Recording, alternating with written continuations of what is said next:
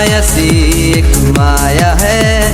आज का दिन बड़ा दिन अगर आप बिल्कुल बदलते हो।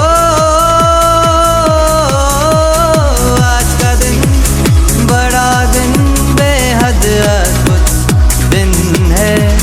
बम बम बम बम बम आरंभ है, आपकी छवि बदलेगी। बम बम बम बम बम आरंभ है, आपकी छवि बदलेगी। जिस प्रकार तितली का अद्भुत रूपांतरण उसे आकाश में उड़ने की असाधारण शक्ति देता है, उसी प्रकार यीशु मसीह भी उन लोगों का जीवन पूर्ण रूप से बदल देते हैं जो उस पर विश्वास करते हैं और उन्हें अपने सिर ऊंचा उठाकर जीने की शक्ति प्रदान करते हैं। यह अतुलनीय खुशखबरी है जो परमेश्वर ने संपूर्ण मानव जाति को दिया है। जो लोग कहते हैं कि अवतार समय समय पर बुराई को खत्म करने और न्याय स्थापित करने के लिए प्रकट होते हैं, उन्हें इस सवाल का जवाब देना चाहिए। हिटलर, मुसोलिनी, ईदी अमीन और स्टालिन जैसे मानव रूप में सामूहिक हथियारों और राक्षसों को नष्ट करने के लिए इतिहास में अवतार दोबारा क्यों नहीं प्रकट हुए, जिन्होंने वर्षों तक हजारों निर्दोष लोगों की निशस्त्रता से हत्या की। हालांकि यीशु मसीह का प्रकटीकरण पूरी तरह से अलग है। वो सनातन परमेश्वर का अपरिवर्तनीय वचन है।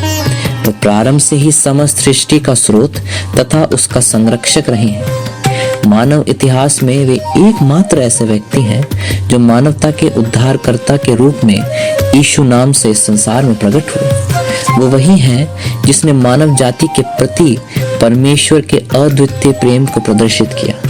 अन्यथा वे ना तो मानव कल्पना में जन्मे किसी महाकाव्य नायक हैं और ना ही कोई साधारण मनुष्य जिन्हें मनुष्यों ने भगवान मान लिया हो। उन्हें परमेश्वर का पुत्र इसलिए कहा जाता है क्योंकि वे परमेश्वर की सटीक अभिव्यक्ति है। यीशु को देखना अर्थात ईश्वर को देखना है। यीशु का खुले दिल से स्वागत करना ईश्वर के शासन को अपनाना है।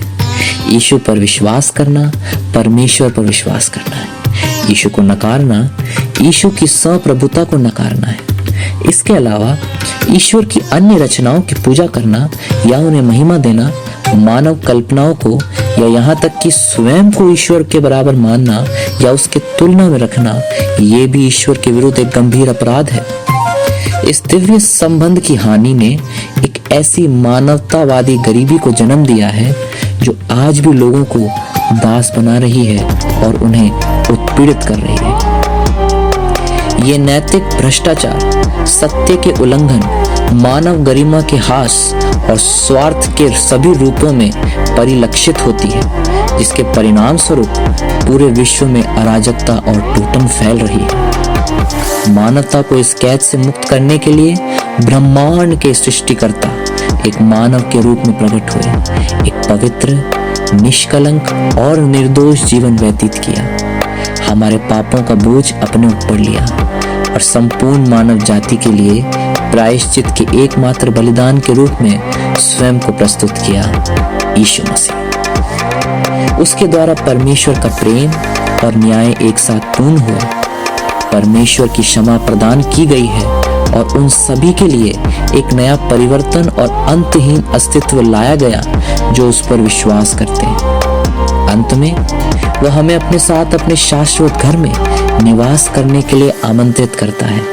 अपनी मृत्यु के माध्यम से मानवता को अनंत विनाश से मुक्त करता है और अपने पुनरुत्थान के द्वारा एक ऐसा पुनर्जन्म प्रदान करता है जो सदैव बना रहता है। जो लोग यीशु मसीह को अपने हृदय में स्वागत करते हैं और अपने मन का शासन प्रभु को सौंप देते हैं, वे वास्तव में उसके अपने हैं, यानी पवित्र लोग हैं, उसके परिवार के सदस्य, शाश्वत राज्य के गौरवशाली नागरिक जो उसके दिव्य उपस्थिति में प्रवेश कर चुके हैं। वे परमेश्वर के जीवित मंदिर हैं, पवित्र पुजारी हैं जो उसकी अनंत आराधना करते हैं।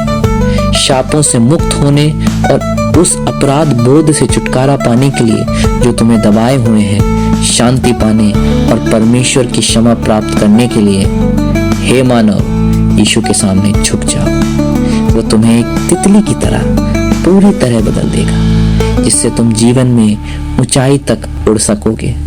फिर तुम भी विशाल नीले आकाश में स्वतंत्र रूप से उड़ सकोगे। आओ